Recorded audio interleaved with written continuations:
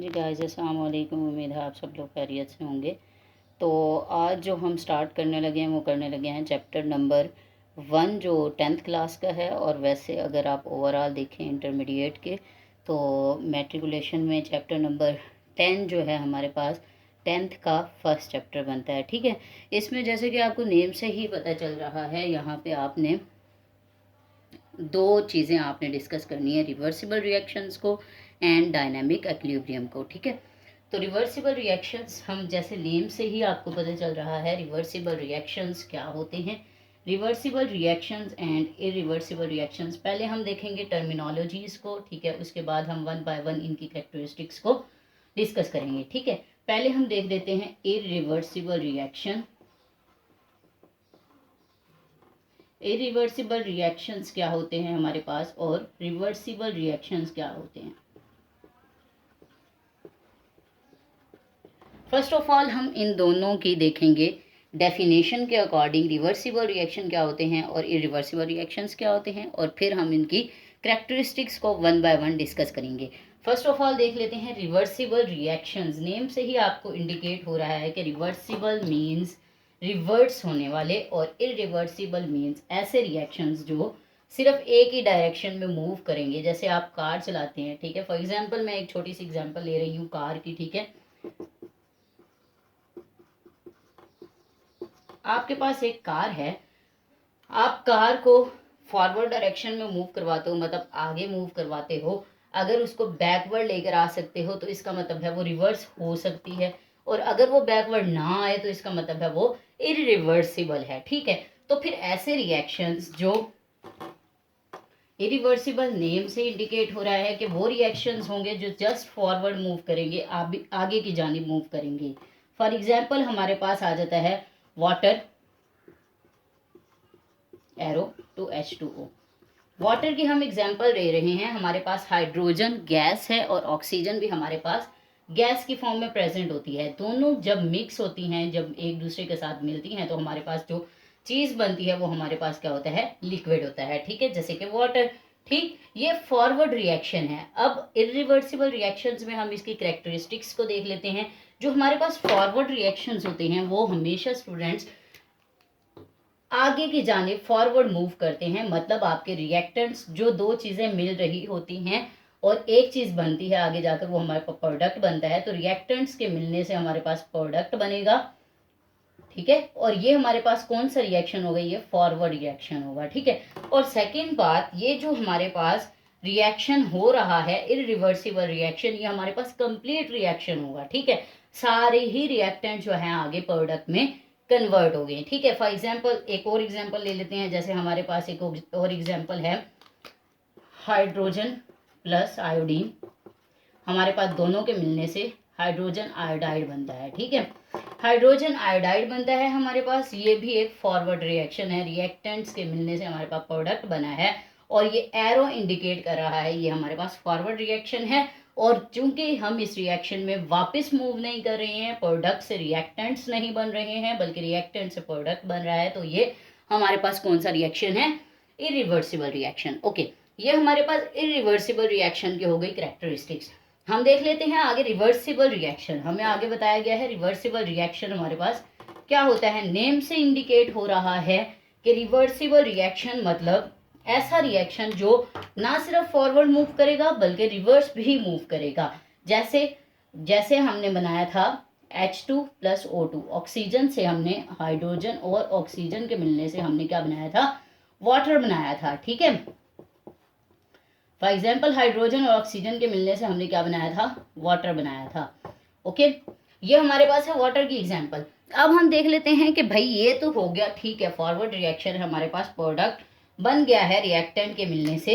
Reactant के मिलने से हमारे पास क्या है, प्रोडक्ट बन गया है। ये कौन सा रिएक्शन है, फॉरवर्ड रिएक्शन है। ओके, अब ये इरिवर्सिबल रिएक्शन है, तो ये रिवर्सिबल रिएक्शन कैसे हुआ। तो डिफरेंट मेथड्स के जरिए से हम इस कंपाउंड को क्या करते हैं, ब्रेक करते हैं, और देन क्या करते हैं, मूव करते हैं वाटर से बैकवर्ड साइड पे, जिससे हमारे पास क्या बन जाता है, वाटर में हाइड्रोजन और ऑक्सीजन हमारे पास सेपरेट हो जाती हैं। तो ये जो रिएक्शन हमारे पास होगा, इसमें हमारे पास प्रोडक्ट किसमें कन्वर्ट होगा, रिएक्टेंट में। तो तो ये हमारे पास रिएक्शन जो होगा वो क्या होगा, रिवर्सिबल रिएक्शन होगा। ठीक है बेटा, तो अब ये दो चीजें हमारे पास पता चल गई, एक तो इरिवर्सिबल रिएक्शन नेम से इंडिकेट हो रहा था जो रिवर्स नहीं हो सकते, इर मींस नॉट रिवर्सिबल। ठीक है, ओके, तो रिवर्सिबल रिएक्शंस वो रिएक्शन होंगे जो हमारे पास फॉरवर्ड भी मूव करेंगे और बैकवर्ड भी मूव करेंगे। हमने यहाँ पे करेक्टरिस्टिक जो है डिस्कस की थी कि हाइड्रोजन और ऑक्सीजन कंप्लीटली मिलेंगे और हमारे पास वाटर बनेगा, प्रोडक्ट बनेगा। ठीक है, लेकिन अब जो रिवर्सिबल की बात करें, इरिवर्सिबल में हमने ये डिस्कस किया था, अब हम रिवर्सिबल की बात कर रहे हैं। तो रिवर्सिबल में चूंकि हमने कहा कि रिएक्टेंट से प्रोडक्ट बनेगा और प्रोडक्ट से वापस रिएक्टेंट बनेंगे, तो इसका मतलब है ये इनकम्प्लीट प्रोसेस है।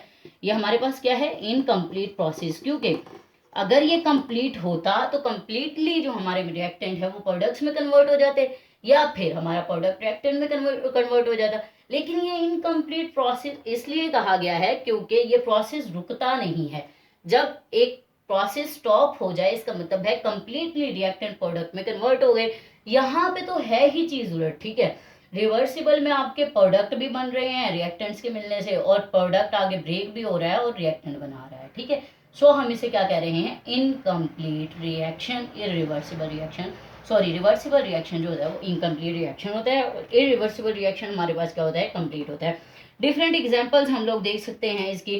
रिवर्सिबल रिएक्शंस में एक और एग्जांपल भी आ सकती है, जैसे कि सेकेंड एग्जांपल हम देखते हैं CaO plus CO2 CaCO3, calcium carbonate बन रहा है हमारे पास कैल्शियम ऑक्साइड और कार्बन डाइऑक्साइड के मिलने से। ठीक है, कैल्शियम कार्बोनेट बन रहा है, ये भी हमारे पास इरिवर्सिबल रिएक्शन है अगर हम एक एरो के साथ शो करेंगे, और रिवर्सिबल रिएक्शन तब बनेगा जब हम इसे दो एरो से शो करेंगे, लाइक हाफ हाफ एरो से। ठीक है, तो ये हमारे पास क्या हो जाएगा, इरिवर्सिबल रिएक्शन हो जाएगा। इसी तरह हम वाटर की एग्जाम्पल भी इसमें लिख सकते हैं, इसमें हाइड्रोजन आयोडाइड की एग्जाम्पल भी लिखी जा सकती है। ठीक है, तो ये है हमारे पास complete reversible and irreversible reactions की डेफिनेशन एंड इनकी क्या है हमारे पास कैरेक्टरिस्टिक्स। उसके बाद हम चले जाते हैं डायनेमिक एक्विलिब्रियम में। डायनेमिक एक्विलिब्रियम को समझने के लिए हमें reversible, irreversible, forward and backward जो है रिएक्शंस हमारे पास उनका जो है हमारे पास कंप्लीट डिटेल होना ज़रूरी होती है। ठीक है,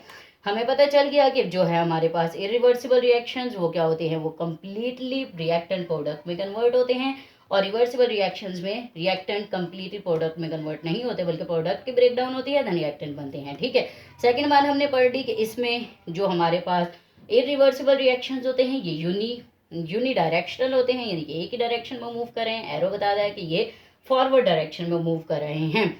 ठीक है, और इसी तरह से जो हमारे पास जैसे कि लेफ्ट टू राइट मूव कर रहे हैं। ठीक है,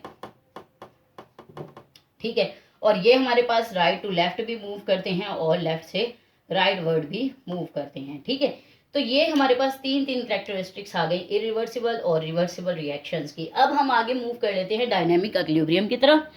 डायनेमिक इक्विलिब्रियम की तरफ मूव करने से पहले हमें इन सारी चीज़ों का पता होना चाहिए कि रिवर्सिबल क्या होते हैं, इरिवर्सिबल रिएक्शंस क्या होते हैं, then forward and reverse reaction क्या होती हैं। उसके बाद हम मूव करते हैं आगे डायनेमिक इक्विलिब्रियम की तरफ। फर्स्ट ऑफ ऑल हम देख लेते हैं डायनेमिक इक्विलिब्रियम होता क्या है हमारे पास। नेम ही इंडिकेट कर रहा है dynamic equilibrium. Dynamic equilibrium, equilibrium means कोई चीज इक्वल होगी। डायनेमिक इक्विलिब्रियम में इक्विलिब्रियम हमें क्या इंडिकेट कर रहा है कि कोई चीज इक्वल होगी, और डायनेमिक का मतलब होता है दो चीजें डाया से। ठीक है, डायनेमिक इक्विलिब्रियम में हमारे पास क्या होगा कि rate of forward reaction equal होगा रेट ऑफ रिवर्स रिएक्शन के, इक्वल होगा रेट ऑफ रिवर्स रिएक्शन के। ठीक है, इसमें आपके प्रोडक्ट कंप्लीटली फॉरवर्ड में मूव करते हैं। ठीक है, फॉरवर्ड में मूव करने के बाद क्या होता है, रिवर्स रिएक्शन स्टार्ट हो जाता है। अब स्टार्ट में होता क्या है, अगर मैं इस चीज को एक डायग्राम के जरिए से इंडिकेट करना चाहूँ तो होता क्या है, किस तरह से ये प्रोसेस होता है, तो हम एक ग्राफ बना लेते हैं। सिंपल सा हम एक ग्राफ लेते हैं। ठीक है, उसमें हम लोग डिस्कस करते हैं, एक तरफ हमारे पास टाइम है और दूसरी तरफ हमारे पास टाइम सेकंड में लिया जाता है और दूसरी तरफ हमारे पास रेट ऑफ रिएक्शन है। ठीक है, हम देखते हैं कि रेट ऑफ रिएक्शन जो होता है वो क्या है, जैसे ही हम स्टार्ट करते हैं टाइम के साथ, रेट ऑफ रिएक्शन जो होता है वो फॉरवर्ड रिएक्शन का तेज होता है, इंक्रीज होता है, फास्ट होता है, ठीक है। वो क्या होता है, नीचे की जाने मूव करना स्टार्ट करता है, ठीक है, कम होना शुरू हो जाता है, फॉरवर्ड रिएक्शन, ठीक है। रेट ऑफ फॉरवर्ड रिएक्शन, ठीक है, वक्त के साथ साथ क्या होता है, डिक्रीज होता है, ठीक। और रेट ऑफ रिवर्स रिएक्शन जो होता है ये वक्त के साथ साथ क्या होता है, इंक्रीज होता रहता है। किस तरह से, देखिए आपके पास एक इक्वेशन है H2+I2 arrow 2HI, like hydrogen और आयोडीन के मिलने से हमारे पास हाइड्रोजन आयोडाइड बना है, ठीक है। अब फॉरवर्ड रिएक्शन तो ये है कि भाई ये मूव कर रहा है आगे की जानिब, ठीक है, राइट से लेफ्ट की जानिब मूव कर रहा है, लाइक हाइड्रोजन, हमारे रिएक्टेंट्स जो हैं हाइड्रोजन आयोडीन वो प्रोडक्ट बना रहे हैं, ठीक है। लेकिन एक ऐसा भी तो पॉइंट आता है जहाँ पे हमारे प्रोडक्ट्स जो होते हैं वो कंप्लीटली रिएक्टेंट में कन्वर्ट हो जाते हैं, ठीक है। और फिर क्या होता है कि हमारे प्रोडक्ट जो होते हैं वो रिएक्टेंट बनाना शुरू कर देते हैं, क्योंकि हम यहाँ पे रिवर्स की, ऊपर हमने फॉरवर्ड रिएक्शन का ये ग्राफ बनाया है और नीचे हमने क्या है, रिवर्स रिएक्शन का ग्राफ बनाया, ठीक है। तो अब क्या होता है, फॉरवर्ड रिएक्शन में ठीक है रिएक्टेंट प्रोडक्ट में कन्वर्ट हो गए, लेकिन रिवर्स रिएक्शन में यही हमारे प्रोडक्ट जो होते हैं वो टूट कर रिएक्टेंट में कन्वर्ट हो रहे होते हैं, डिकम्पोज हो रहे होते हैं, ठीक है। तो इसका मतलब है फॉरवर्ड रिएक्शन फर्स्ट स्टार्ट में तेजी से हो रहा होता है, उसके बाद क्या होता है, आहिस्ता आहिस्ता स्लो डाउन होना स्टार्ट हो जाता है और फिर हमारे प्रोडक्ट जो होते हैं वो रिएक्टेंट में कन्वर्ट हो रहे होते हैं। तो इसका मतलब है जो रेट ऑफ रिवर्स होता है वो आपके पास शुरू में कम होता है और आहिस्ता आहिस्ता क्या होता है, इंक्रीज होता जाता है, ठीक है। तो ये हमने ग्राफ के जरिए से इसे अच्छे से एक्सप्लेन कर दिया है। और इसी में भी हमने जो है वो पढ़ा है कि जो एक्विलिब्रियम होता है रिएक्टेंट का, वो क्या होता है कि वो कंप्लीटली क्लोज्ड सिस्टम में जो होता है वो हमारे पास सब्सटेंसेस जो होते हैं वो, देखें, जब आप क्लोज सिस्टम, एक होता है हमारे पास ओपन सिस्टम और एक होता है हमारे पास क्लोज सिस्टम।